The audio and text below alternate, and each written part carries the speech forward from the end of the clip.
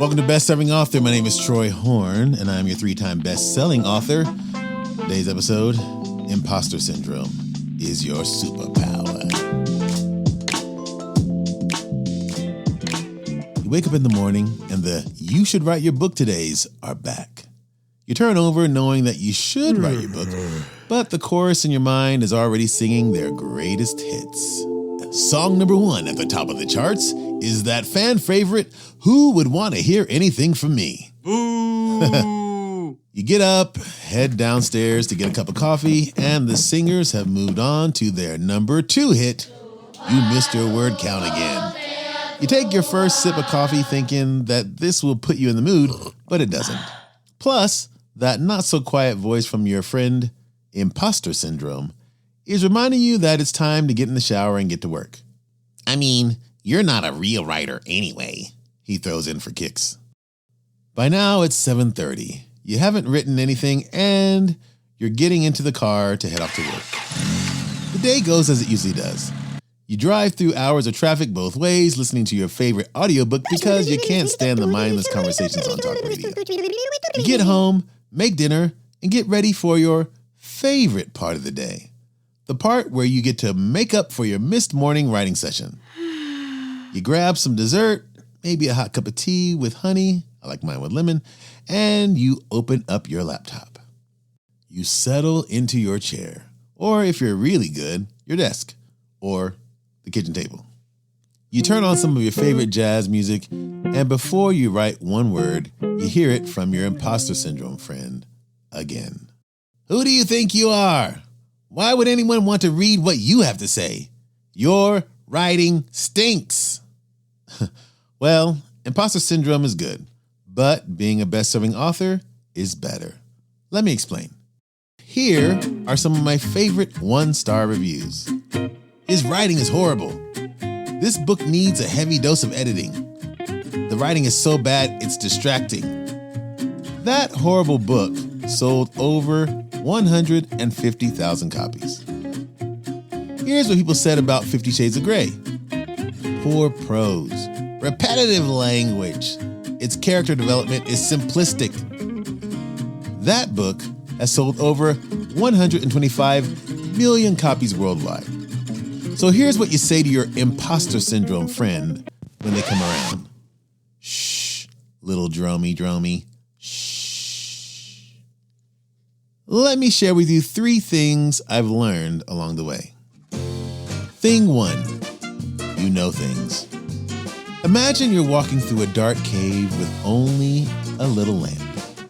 Just before you step into a hole a mile deep, you see the drop and you barely avoid dying. You shout out, "Holy crap!"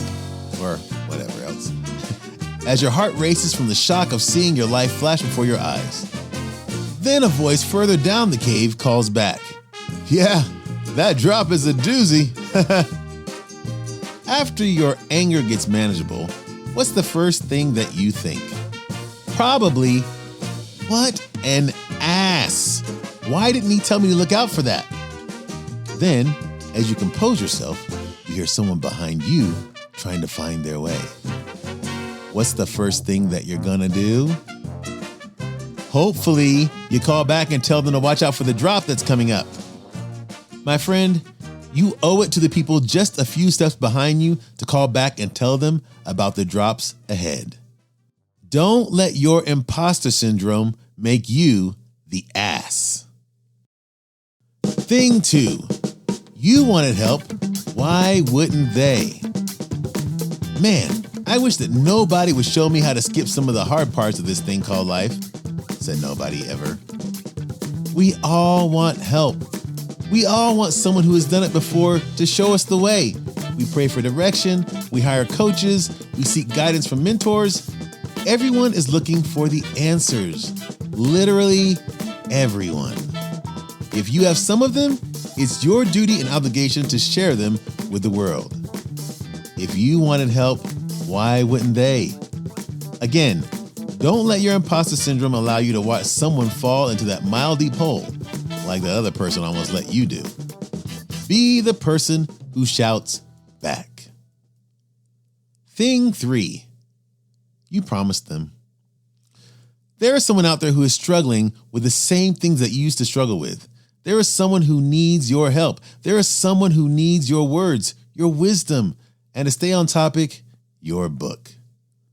A friend of mine once said, there are people who are assigned to us. I love that. I love that. He believes we all made a pact that we would do things in life that would help each other reach our goals and fulfill our missions. We owe it to our assigned people to do our part. Without your part or your book, they will be destined to fail. Do your part. Write your book now. See you next week. Your best serving author friend, Troy Horne. P.S. Feel like you wish that someone would just show you how to get started writing your book? Want an accountability partner? Take the Best Serving Author 21-Day Challenge. Plus, it's the only course where you can email the instructor directly. Yep, it's a real-life human, me, on the other side of the email that I give you in the course. Let's get you writing your book. Click the link in the description and get started. P.S.S. Troy Horne again one more time. Hey, want some more writing tips and information about the writing world today? Well, go to bestservingauthor.beehive, that's BEEHIIV.com, and subscribe today. It's free, and the information is hot fire. See you next week.